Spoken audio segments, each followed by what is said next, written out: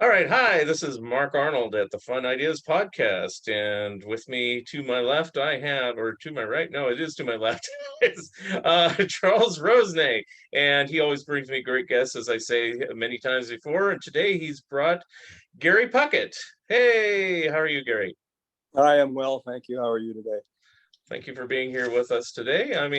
We'll probably both be giving you questions and everything, and just general chit chat about your career. And if you want to talk about anything else, that's fine too. If you want to talk about your deck or what. Anyway, um, I guess the first question, that I kind of just ask everyone is just tell me a little bit about yourself and how you got started in the music industry. Oh, wow. Well, Shorthand version. yes. I was, by the time I was about 6 years, 6.5, whatever, I lived in a place called Yakima, Washington. And my parents were both they're both musicians. They were, neither are with us anymore, but they were both musicians. She was a very accomplished pianist, and he was quite an accomplished sax player. And they played in a big band in the early big band era days. Well, probably in the midst of it, I should say. I was born in 42, so you know my age now. And I was on the leading edge of the baby boom generation. So they being musicians and loving music, they wanted all of their children to not necessarily follow in their footsteps, but to have an understanding of music. It would always be in their lives, and they wanted it to always be in ours, So I was the first child, and they sat me down at the keyboards. They said, "You're going to learn to play this piano," But I was like any other, 6-year-old kid. I'd rather be out chasing garter snakes and, doing what 6-year-old boys do. But there was enough of it for several years that it kind of put me in a musical mode. Plus, they were both great singers. I was fortunate to inherit the qualities of their voices. And it was an evolutionary process as I was 8, 9, 10, 11, right in there. My parents were both in the barbershop quartet thing. My dad was in quartets, and he was in two. One was called the Four Quarters, one was called the Four Dads.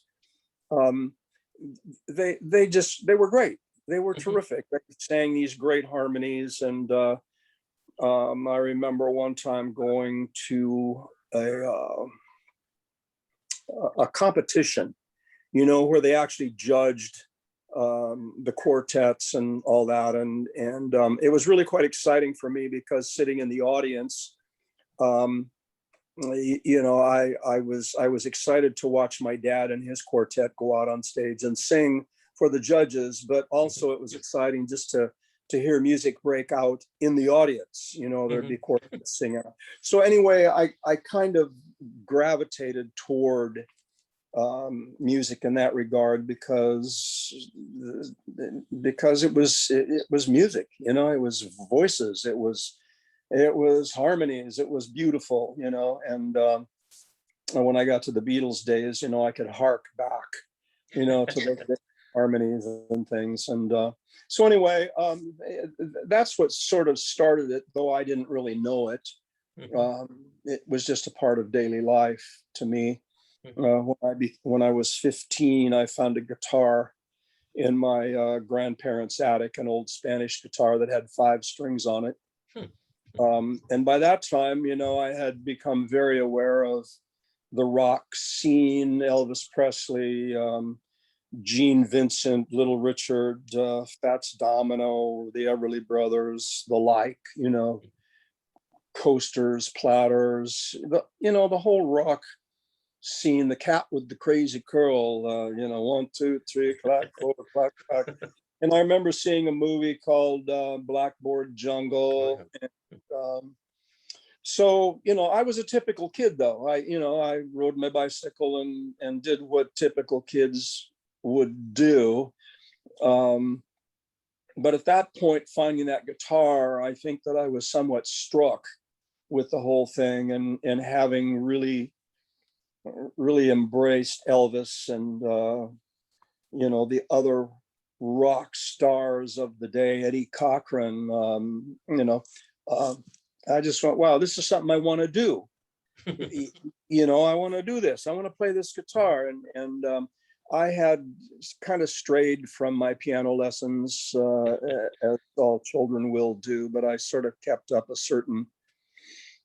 I still use the piano today to write, that kind of thing, but I'm not really a great player as such. But anyway, I just decided this is something I'm going to do. And my parents wanted me, of course, to be going to higher education, they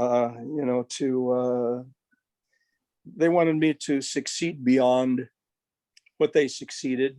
I think they did well. I have two brothers, two sisters, over a span of nearly 18 years. So, we were a good sized family. My dad worked hard. He provided well. We were just I don't even know if you'd want to say upper middle class, maybe. He was always well dressed. We were not lacking for anything.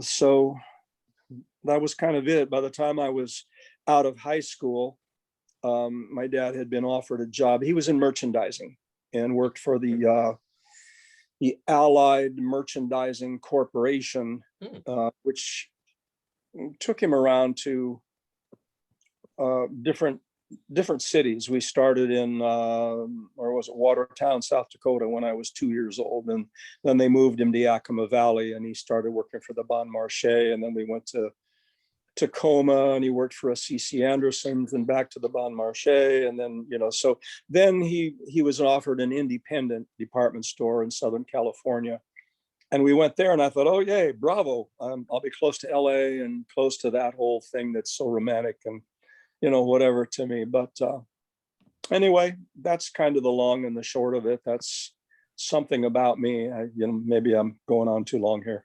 Gary, what's interesting is that with your folks being barbershop quartet, big harmony people, you didn't go doo-wop. You went rock and roll. You went Elvis, Gene Pitney. Gene Vincent. You went for the harder stuff. Well, I did. Somehow it just excited me, since my baby left me, I found a new place as well. I just thought that stuff was so cool, and well, there's 1, 2, 3 o'clock, 4 o'clock rock, a woman love, a woman love, there was something that drew me to that. Now, I did like the doo-wop, but I grew up on the West Coast, so doo-wop wasn't as prominent there, true. And though I loved the Diamonds, I loved the High-Lows, they weren't really doo-wop, but there were other groups. What was one of them, Earth Angel, other records that made it, to the West Coast. But mostly I was a West Coast guy, and rock and roll more captured my heart, than did doo-wop. Though these years later, I've learned to love doo-wop. In fact, Johnny Maestro became a good friend of mine later in his life, and we were able to do some singing together. And, so I gained through people like him and others an appreciation and a love of doo-wop, It's funny you mentioned Johnny Maestro. Mark, I used to say when I was growing up, take out the Beatles, take out Monkees, take out my favorites. 3 favorite vocalists of all time were Jay Black, Johnny Maestro, and this guy right here. Wow. Gary best voices, most distinct, and just amazing. Now, you eventually formed a band, but forgive me, I don't know all the chronology. I mean, I'm looking up a lot of the notes here because I just basically know your songs, So, you were in a group called the Outcasts, and then the Remarkables, and then of course the Union Gap. So, are all these the same group with different names, or were these different people over time? Explain the evolution there. The Remarkables were the Union Gap to begin with. It was a working title. The Outcasts were a trio. two guys I worked with, Bob Brown on bass guitar and vocals, and Tommy Kendall on drums and vocals. And we were very good as a trio. We kind of preceded Cream. What I mean?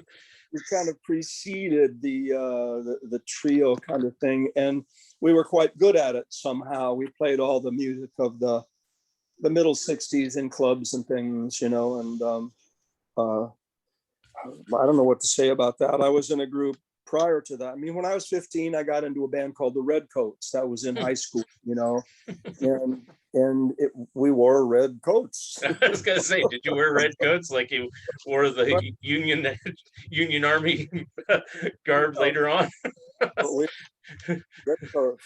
So then I got into a great big group called Ravens, which was like 12 pieces. We had a horn section, 4 guys. We had the rhythm section. We had 4 singers, and we all made about $5 a night, because 12 people working in a nightclub. And so the Ravens got pared down into a 4-piece, 5-piece, and so things just evolved from there.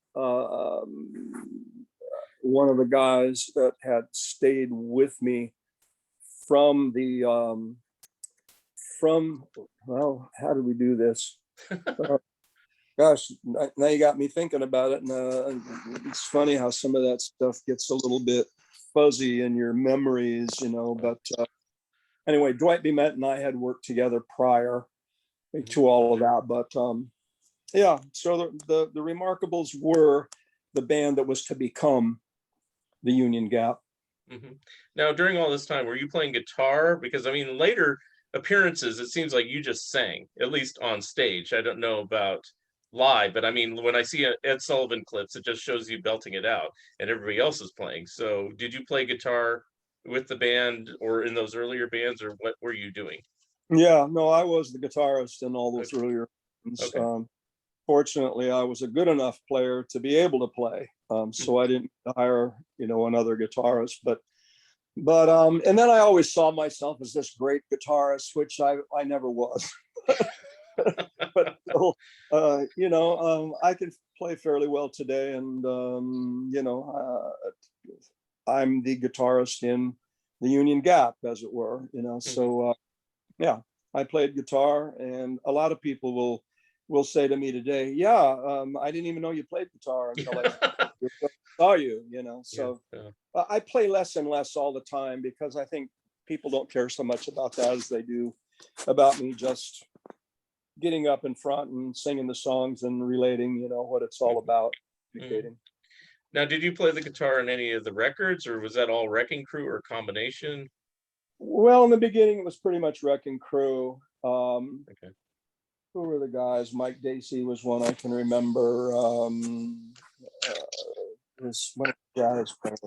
Howard Roberts was there. There was another guitarist. So Glenn Campbell was in there. By the third album, we played all the instruments because we were allowed finally to write all the songs. So yeah, by then I was playing guitar more. So yeah, it was kind of exciting to do that. It wasn't a monkey situation where you had to fight against corporate policy to get to play and write your own stuff, was it? Well, in a way it was. I mean, I kind of saw myself as being that rock and roller, and Jerry Fuller saw me as the balladeer. Right. He wanted me really to take on the whole thing without the band. He wanted me to just record Woman, Woman and move on, but I sort of thought, well, I'm going to need a band anyway. I'm going to need a band to go on the road, all that kind of stuff. And of course, we had no idea that we would have the kind of success that we had. If I were to do it over again, I would stick with people that gave me that success a little bit more and, try to ride it out a little bit further. But at any rate, yeah. So in the beginning, Jerry Fuller said, no, we're going to do it this way. And pretty much it was to hire studio musicians to bring in horn sections, string sections, etc. Now, in the later album, you had like personnel changes and people changed roles. Was that just because people just got tired of the grind or whatever and moved on, or was politics or what was going on at that point? Well, there came a point where Carrie Chater and Gary Witham decided they didn't want to be on the road anymore, and they would Mm, rather live in LA with their families. And they had been offered a decent, if not lucrative, publishing deal with Irving Almo, which was the A&M Records publishing wing. mm, And so they opted out. So things changed, we wanted to go on and do concerts and so forth. And that's when I decided we would put in a couple of horn players, that could cut it. The original Union Gap, we could play just about all the instruments. Kerry played, he started out playing left-handed bass, Rhodes bass, and Rhodes piano. And then at some point just started playing bass guitar. But Gary Witham could play keyboards, and he was a great sax player. The mm. same with What Be Meant. He could play guitar, he could play drums, he could play bass, he could play guitar. Yeah. So we had two saxophones and could do that Union Gap sound, So, Yeah. but we changed. We added four guys to replace the two, and once you change the recipe for the cake, it changes the taste as well. Yeah. And then eventually, you kind of went, that kind of went its own path, I suppose. And then you went solo. Was that a conscious effort on you, or again, was it politics where you pushed into it, or was that a choice? Honestly, I don't remember. I don't think I was pushed into it. I think it was something that was just sort of inevitable at that time, Yeah. because people saw things changing, and unfortunately it didn't work out so well for me as a solo artist. I mean, I made some great recordings Yeah. that I think that are very viable to the marketplace out there, but still, things were changing, and it was just something that happened. That's all I can say. Okay. And then I saw or listened to a few interviews with you just so I wouldn't be just parroting every question, but I do have to ask this. In an earlier interview, it might have been a long time ago, you said that Woman Woman was your favorite track. Is that still the case, or are you like, no, I like a different one now? Well, no, Woman is still my favorite, I think, Okay. because it's first child, and there's Hmm. something about connection. There's something about the excitement of the very first time hearing your record on the radio. It's not on a tape, it's over the airwaves, and you can remember the spot you were sitting and all those kinds of things. Plus, I think it's a fantastic song. The lyric is amazing. To me, it is something that we all have to deal with. We all have to face it at some point in life. You have eyes for somebody. Yeah. They don't really reciprocate, and they're looking elsewhere, and it's heartbreaking. Hmm. So I think the song was very vital, and Jerry Fuller was very wise in his thoughts that it was a hit record. He was able to make it one, by turning it into a pop song rather than a country song. Hmm. Now, I'll have to tell you, this shows my earlier ignorance, not in recent times, but a long time ago.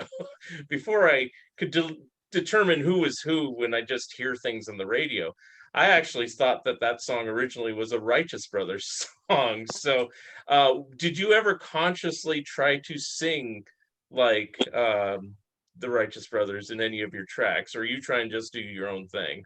No, I've always sung like me, never with intent. I've admired people, Yeah, Bob Hatfield at yeah. great admiration. And for Billy, we became friends, and I've worked with them many, many times. In fact, I've sung with Bill on many occasions, and Yeah. it was an honor, Mhm. to step into the Bobby spot. I I never tried to be Bobby. I just hoped that I could cover what he did, well, and apparently it worked, because I was kind of the foil to Bill's hilarity or whatever it was. So I always thought Tom Jones had one of the best voices. I always thought that Johnny Maestro had one of the best voices. I mean, there's a lot of great voices out there, and Mhm. so many of them that I admire. But no, I've just always tried to be me. That's all. Very cool. And then after you did the first solo album, I think you did some acting. I think you appeared on an episode of Alias Smith and Jones, if I read correctly. And then you kind of, you want to talk about that a little bit? Your Well, acting? there's not really much I remember about doing those shows. There were a number of them that I actually got the opportunity to do, and I thought that I might like to be an actor, but I didn't. I think had I pursued the stage, I might have done well there. But I studied acting with a guy by the name of Jeff Corey for a couple of years, and Jeff was the West Coast counterpart to Lee Strasberg, who was the East Coast guy that worked with everybody on the East Coast. Jeff came up, he probably was 10 years my senior, and he came up, he was, I forget what they call it, top of the show or something like that, when he was an actor. And during the McCarthy era, where they were trying to find communism within our ranks, they jumped into Hollywood, and senator, or was he a congressman? I forget which. McCarthy, Senator, yeah. saying, "Hey, well, I want to know, were you guys talking about communism at this time, at this party, and all that?" Jeff Corey was not one to rat on his friends. He simply said, "I'm going to tell you the truth about me, and I'm not going to lie about my friends." And so they blackballed him. Yeah. And he was no longer able to get acting jobs. So he turned his acting skills into dramatic coaching skills. And he worked with everybody from Jack Nicholson to Marilyn Monroe to you name it. And he worked with them out on the West Coast. And I was just fortunate. I kind of had to audition for his class. It was not easy to get into, but he accepted me, and I did a lot of class work with him and with other actors who went on to some successes. And in fact, through him, I was called to do an audition for a film that was going to be made in the Philippine Islands called Dynamite, which was the story of a rock and roll band that was elevated to fame by the death of their lead member. So it was kind of a challenge. I was thrown into the lead role, but the lead role was kind of subservient in a way to the actual character who everybody was. Well, at any rate, Sal Mineo was up for the part as well. And so I dressed a little bit bizarrely and went into the audition and read for the guy, and he decided to give me the part. And maybe it was because Sal wanted too much money or whatever. I'm not really sure, but I went to the Philippine Islands, and I was there for going on 6 months making this movie that never came out because the family ran out of money and all kinds of stuff. But I had a marvelous experience,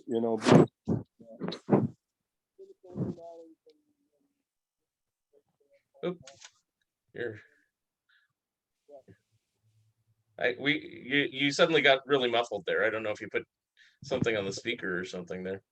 Oh, there you go. Maybe I was hanging on to the side of my. Oh, okay. All right. You sounded fine until like a moment bottom. ago. So your last statement didn't get heard. So I don't know what you said after going to the Philippines doing Dynamite. That was the last we heard. Oh, well, it was a great cultural and film experience. Worked with a group over there called the Juan de la Cruz Band, who were sort of the power trio of the Philippine Islands. And it was great sport. It was great fun. Spent a lot of time exploring, spent half the time making a movie.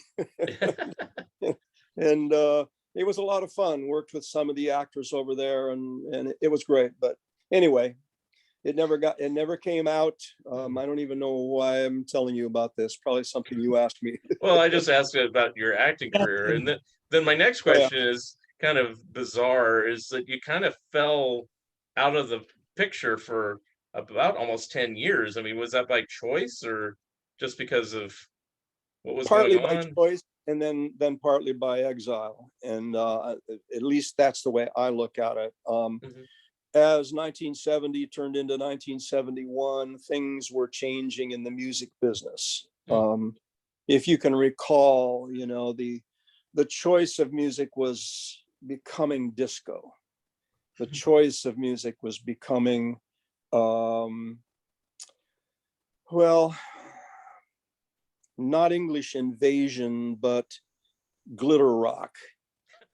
Do you remember? Yeah, yeah. So people had a different idea about where they were going. The drug of choice was changing, you Hmm. know, and things were just moving on. And I had decided at that time in 1971 to take a year off to write songs. I thought, I'm just going to write a passel of songs with my brother and whoever else, and I'm going to come back and everybody's going to say, Gary Puckett, hey, wow, here he is, let's go. It turns out they couldn't give a hoot, even though we wrote a lot of great songs. They had moved on, and it was now Captain Fantastic. It was now Stevie Wonder. It was now a whole new musical generation. So I kind of did it to myself. And so throughout the 70s, I continued to study acting. I continued to study dance. That was another experience that was good for me for stage. I studied a lot of tap, a lot of ballet, a lot of jazz. Mhm. Not that I became a dancer, but I danced in the higher levels of those classes. Wait, does Dancing with the Stars know this? How come they haven't knocked on your door? Perfect. Yeah. They don't know that. I don't. Now they I, do. I don't know. Maybe it's something I could do sometime, but no, they don't know about it. So So what brought you eventually back to, well, let me ask you this. You mentioned those tapes. Is that what came out later as the lost tapes you had like released later? Okay. yeah, we recorded those in I think 74 and 75 just on spec. Okay. Um, I basically produced it. A friend of mine by the name of Jimmy Marino was the executive producer. A fellow by the name of Bill Blue was the engineer, and it was at a studio in San Diego called Studio West. And we just did them as catch can, that kind of thing, where we would take the time. But I think we did some really good work. Um, I don't know if you've heard it or not. I The have not Lost heard Tape. those. I hate to say, Uh, but I was just doing that in my research and I go, wow, he did record stuff later on. Oh, you disappeared.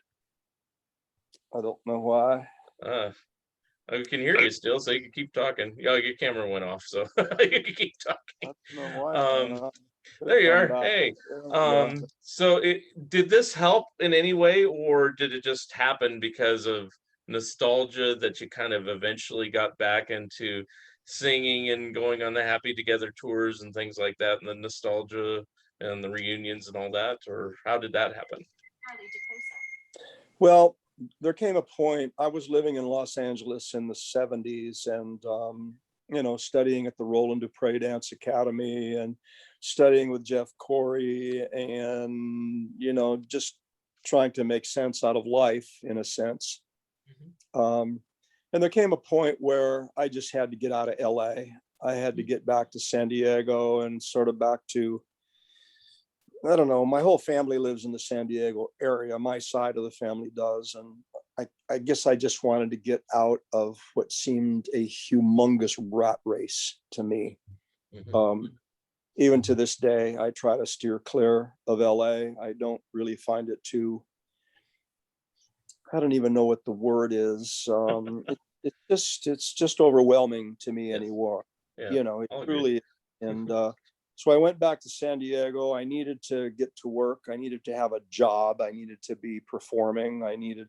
So I went to work in San Diego as a duo. I had a friend down in San Diego by the name of Paul Martin, and just a great, great guitarist.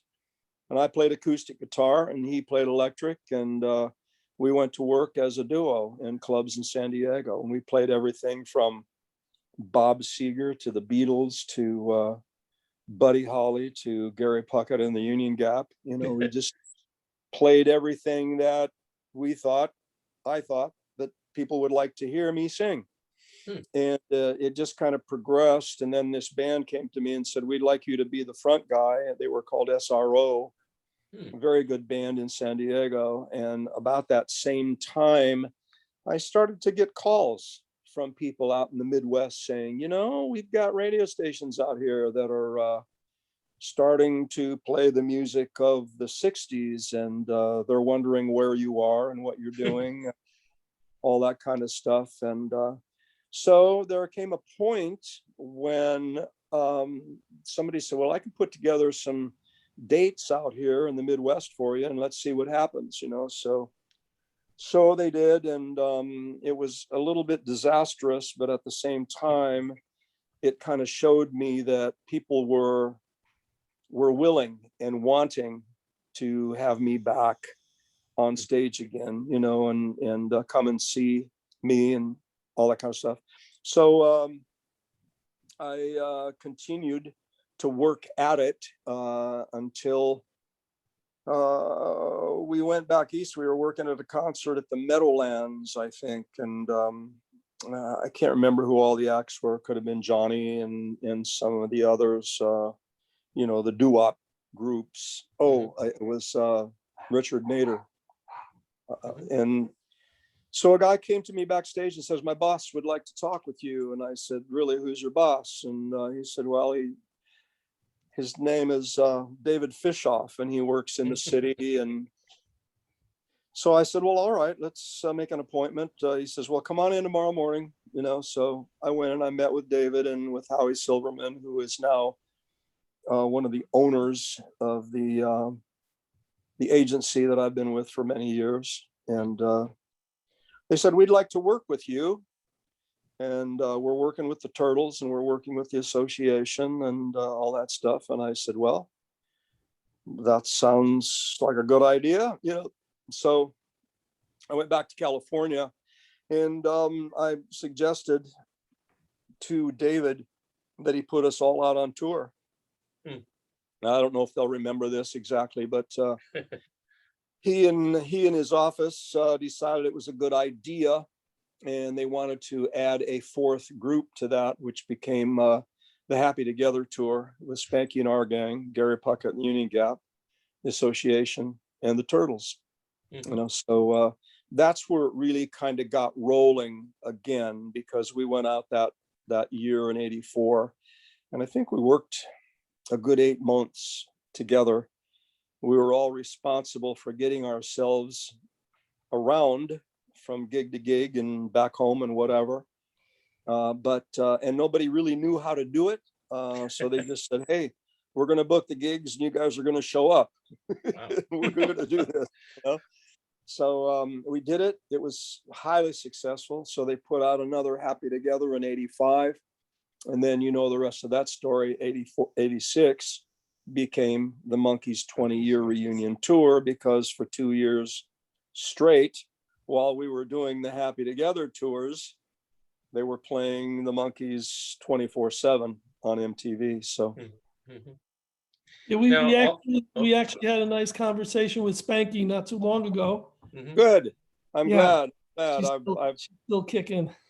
I've tried to talk with her on a number of occasions, and somehow we just never connect. But I always loved Spanky, and she's such a great lady. So I hope that it was good for her. Mark, are we ready to ask him about the Turtles or not yet? Well, yeah, I am, but I wanted to ask this first, which is kind of leading into it. The groups that you worked with on these early Happy Together tours that you just mentioned, the Turtles, Association, Spanky, did you work with them ever in the 60s or ever cross paths with them back then? Let's see. Yeah, I worked with the association in the 60s. I'm pretty sure that I worked with the grassroots back then. I'm pretty sure that I worked with the Buckinghams. Spanky and our gang, I don't think so. She and our gang were more considered, they were hipper than we were, if you know what I mean. They were along the lines of the Mamas and the Papas, who I didn't Yeah, work with till later, yeah. because they were considered the drug bands as such, and Mm, I just say that sort of tongue in cheek, quote unquote, yeah. but um, Howard Well, Kalin, it was like Sonny and Cher. They never took drugs, according to Sonny's autobiography. Yet they have that hippie image. So I get it. Yeah. yeah, they did. And Howard Kalin, years later, would say on stage in these Happy Together tours, we were a drug band back then, and we're a drug band now, but they'd bring up Lipitor and, all the drugs that we have to take because of our health. Right. So, And did you work with the Turtles or encounter them back then in the 60s I or don't think we did, because they were really definitely a different genre. They were more, that hip. They would work with oh gosh, going up the country, oh, Canned Heat? yeah, that Yeah, kind yeah. of thing. So the Turtles they were just, once again, they were hipper than we were. We were that sort of, I don't know, clean cut, not hip. You know, it's funny. I mean, I still sort of feel like I don't fit in, but there was a time way back when that Chicago opened for us, that Creedence Clearwater opened for us, that people of that nature opened for us. But things changed, and that's just how life goes. So, but I'm fortunate to have a gazillion fans out there that love the song. So, Yeah. I always kind of equate, just because of how you look with the dress and the garb and everything, kind of like with yeah, Paul Revere and the Raiders, even though the music's different, the fact that you had the uniforms on kind of said, this type of, in some weird way, some sort of genre in itself, just by uniform. I don't know. But well, probably right. I did that for a reason, yeah, because I felt that having an arresting look, whether it was arresting or not, it made people stop and go, "What's that?"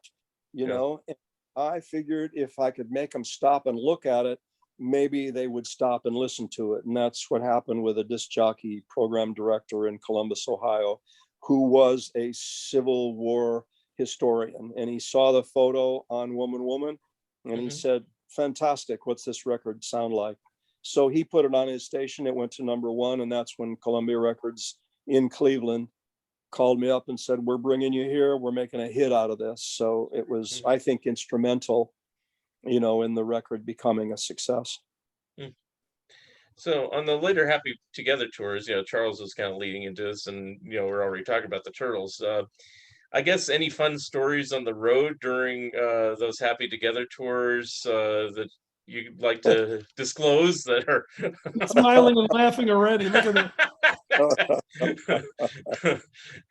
There's probably worse or better things I could tell you about the Beach Boys, but You can the tell some Turtles, Beach Boys stories too, but the Turtles to me were always, what do I want to say?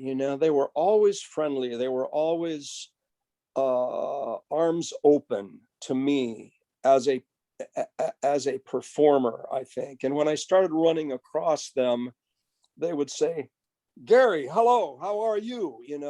But I wasn't really privy to the inside stuff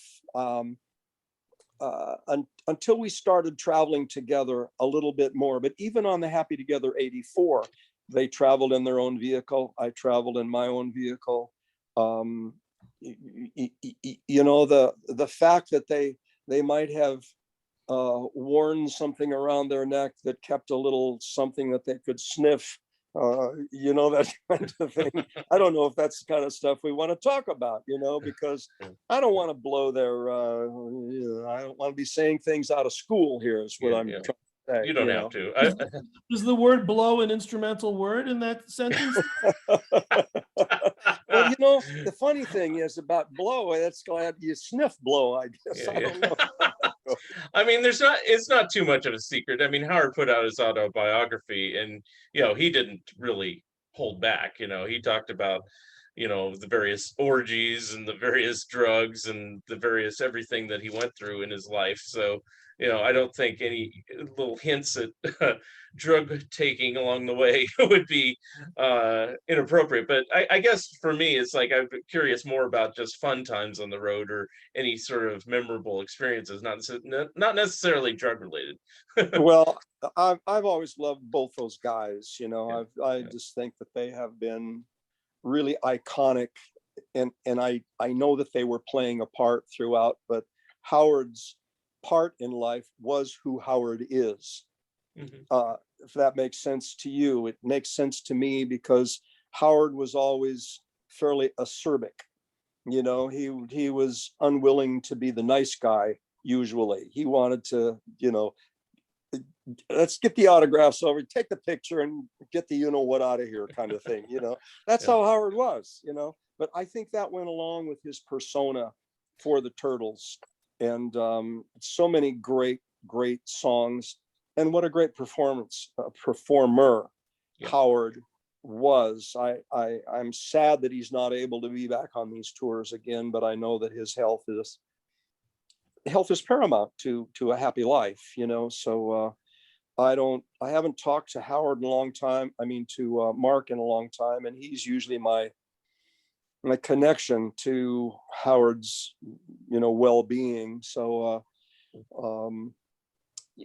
I witnessed a few things that were kind of cool, but we used to stand back behind um, Joey Stefko on stage, and Joey would have a joint hanging out of his mouth, and he'd be getting stoned during the concert and all that kind of stuff. And I would just be standing back there going, man, this guy is a drummer. He had it in his hands. He was one of those guys that you talk about being a great musician, and I would just stand behind him, where nobody could see me, and just go, wow, this is incredible. And of course, I suppose Howard would run off and grab a little taste, and then he'd run back, and what a great performer though. And I always loved Mark, because he always took care of his guys, and what a great band they had later on. I didn't know any of the original Turtles, Okay. so I can't really give you much there. Okay. When And it, did when you tour? Oh, Yeah, I just wanted to throw in, while we're talking about Turtles and Gary, when the talk always comes out about the great '60s bands that aren't in the Rock and Roll Hall of Fame, and Gary Puckett's name comes up, the great voice, the great singles, the Turtles, the Monkees. What's your read on you not being in it and those guys not being in it? Well, it's funny. My feelings about awards, I think, are different than most people's feelings about awards. People love to be awarded things. They love to have Oscars, they love to have Emmys, they love to have gold records. I've got a number of gold records, and they are an indication of success, and I'm pleased with them. I'm proud of them. But if they were put into storage tomorrow, I wouldn't miss them, if you know what I mean. My take on the Hall of Fame is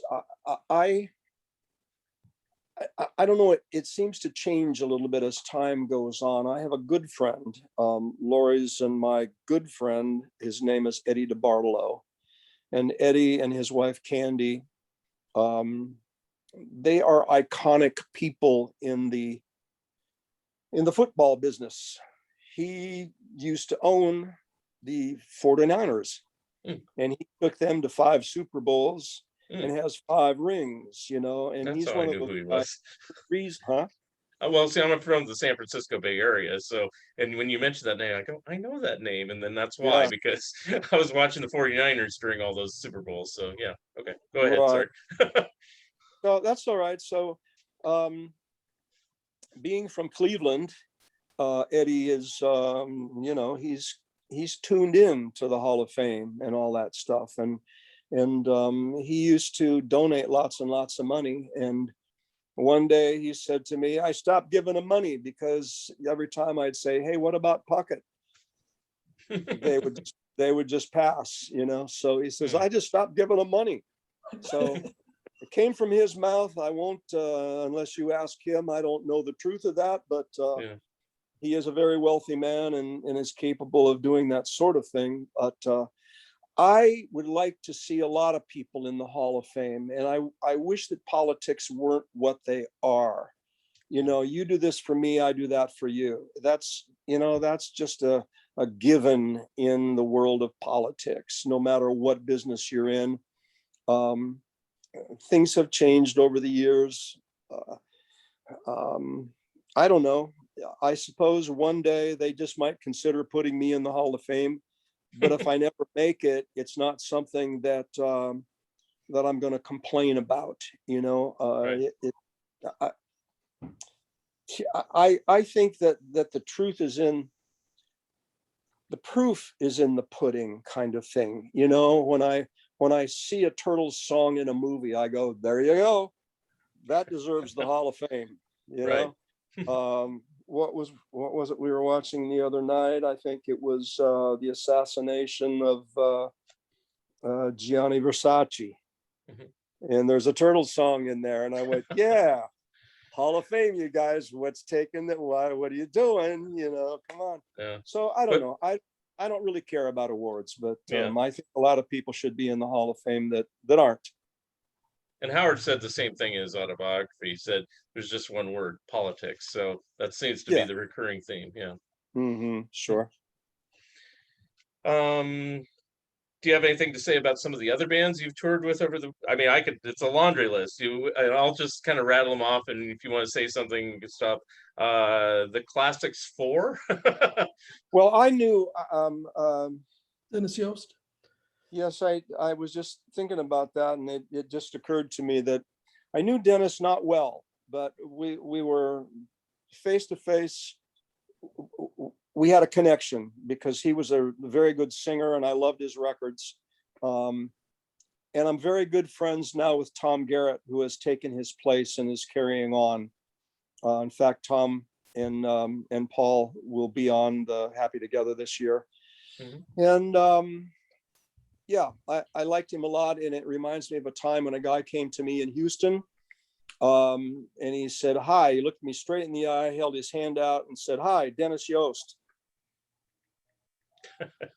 And I just looked at him and said, get the fuck out of here. You know, you don't remember. He says, you don't remember riding in a limo with me from Philadelphia to, I said, if I rode with Dennis Yost, it would have been Dennis, not you. So anyway, just the moment that I had in relation to him. So anyway, love Dennis and his records. How about the Cowsills? Cowsills, I love. They're absolutely fantastic.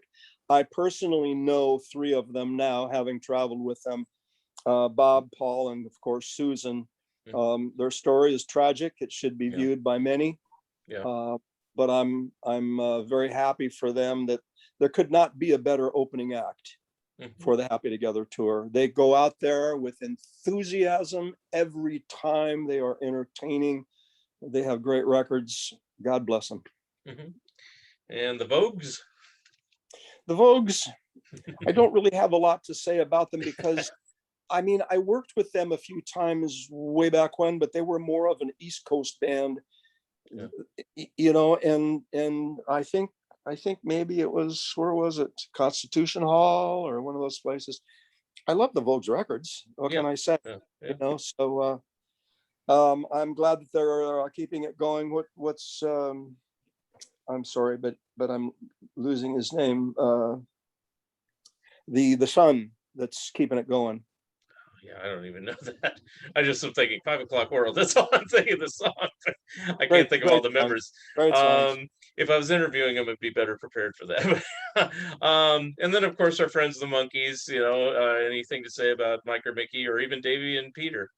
You know, the Monkees to me were an issue. I would always say, guys, you don't seem to know strength in numbers. I just wish you would drop your difficulties for 2 months every summer. Just drop, get together, do what the monkeys do, travel the world, make a gazillion dollars, then flip each other the bird and move on, and then come back the next year, get together one more time, hug and kiss, make a gazillion dollars, make the fans happy. I couldn't help them because I don't know, I felt like I was a friend. Peter and I traveled a lot, and I saw Peter's disturbance and didn't know how to approach it, because there were times when I thought he just hated the fans, which I found amazing. But anyway, loved them. Davey and my wife were very good friends. She used to have a travel agency and did a lot of travel for him. And they became very good friends, not in the biblical sense, but they were good friends. And I never knew Michael.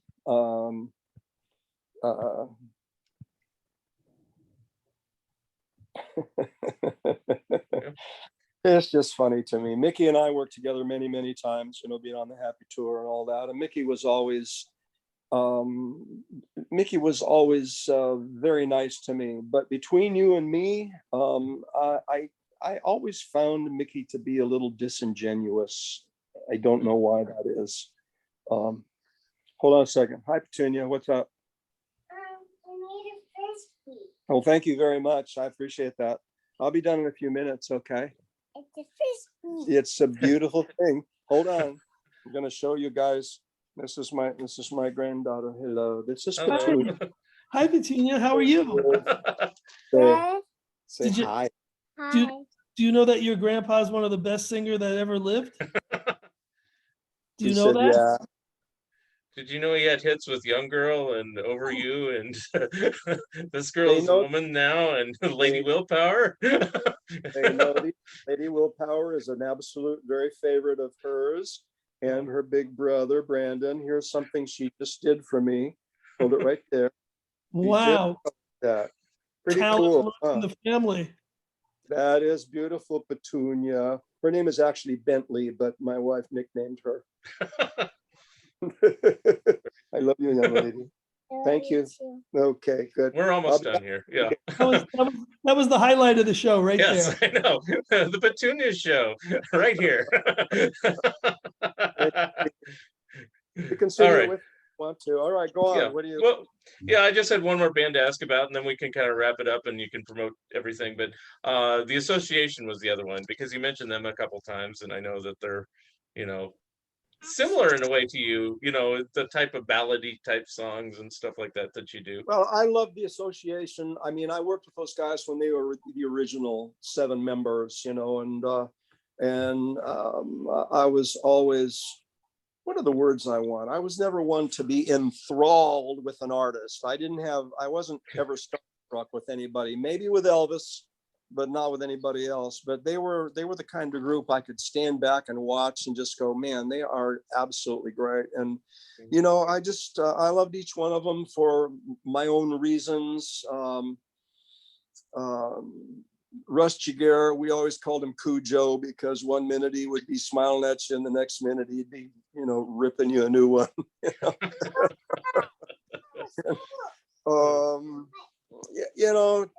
Terry was a big teddy bear. And so, yeah, I love the Association. They were great. We can't talk Happy Together nowadays without also mentioning Ron Dante, right? Who's a big right. part Yeah. of it. No, that's absolutely true. Ron is a great, great talent. And, I have to say that if I could get the money together, I would have Ron produce an album on me because, all the great producing he did with Madeline, crying out loud. It's just, we don't have it in our budget to spend that kind of money. And I don't have a studio of my own, but if I found the right people, I'm still a great voice. So I would do it with Ron. All right. I don't have any more questions. If Charles doesn't, the main thing. Go ahead. Aside from seeing Happy Together, are you doing solo shows as well now that the pandemic is sort of disappearing? We're starting to July 2. We will be at the Golden Nugget in Las Vegas. We've got one date in the middle of July, the 20, I forget, first maybe, up in Okoboji, Iowa, the association, as a matter of fact, and the Classics 4. And then we start on the 28th with the Happy Together tour, which of course you probably know is the Cowsills, the Vogues, the Classics 4. Who else? You and the Turtles. Yeah. Radio. I think I missed somebody, but oh well, we got it all. And where can we, anything else you want to plug? You know, plug the Happy Together tour. Where is that one going? Well, where can we see the tour dates? Where can we see you have a website? I'll have them all posted on my website, which is garypuckettmusic.com. Most of them are posted now, but I was told to wait on a few of them for whatever reasons the agents give me. Sometimes I just never know. But you can find them all there within the next week, probably. So everybody come on out and see the Happy Tour. We just love seeing you guys, and I'll be happy to be out there singing those songs again. Yay. All right. Well, if you have nothing else to promote or plug, yeah, go to this man's website, garypuckett.com. GaryPuckettMusic.com. Thank you for having a better ear. you can find my love songs album there, which is pretty terrific. I recorded it years ago, but I did a bunch of love songs from the 80s big hair rock groups, and it's really pretty well done. So anyway, come on, get one. I'll autograph it for you. They're the only CDs left in this world. You know, everything is downloads these days. Can't autograph a download, folks. So you got to get a CD. That's all right. Well, I thank you, Gary, and I thank you, Charles, of course, for being guests with me today on the Fun Ideas podcast. And you're welcome. Say thank you very much. And thank you as well. Gary, thank you again, as always. You guys be blessed, please. All right. And that wraps it up for another Fun Ideas podcast, and we'll talk soon. See ya.